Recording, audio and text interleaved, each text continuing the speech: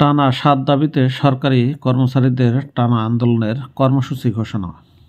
তো আপনারা দেখছেন, নবম পে স্কেল বাস্তবায়ন, ৫০% মর্গ ভাতা সহ ৭ দাবিতে টানা আন্দোলনের কর্মসূচি ঘোষণা করেছেন ১১ থেকে ২০তম গ্রেডের সরকারি কর্মকর্তা কর্মচারীরা।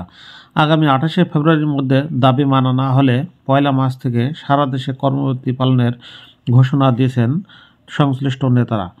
গতকাল শুক্রবার রাজধানীর কেন্দ্রীয় শহীদ মিনারে আয়োজিত এক সমাবেশ থেকে এই কর্মসূচির ঘোষণা দেন সরকারি কর্মচারীরা। পরে প্রধান উপদেষ্টার বাসভবন যমুনার অভিমুখে পদযাত্রা শুরু করলে শাহবাগে পুলিশ জলকামানে ছত্রভঙ্গ করে দেয় তাদেরকে।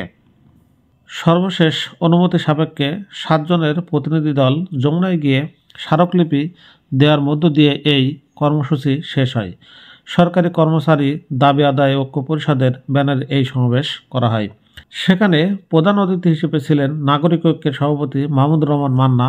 বিশেষ অতিথি ছিলেন গণসংহতি আন্দোলনের প্রধান সমন্বয়ক জুনায়েদ আহমেদ সাকি। বন্ধুরা, আপনারা বুঝতেই পারছেন যে মহাসমাবেশে কর্মকর্তারা যে দাবি তুলে ধরছে সেটি অত্যন্ত যৌক্তিক বলে আজ বিভিন্ন দলীয় সংগঠনের লোক তাতে একাত্মতা প্রকাশ করেছে। তো অবশ্যই আপনাদের বিষয়টি কেমন লেগেছে একটি কমেন্ট করে জানাতে ভুলবেন না।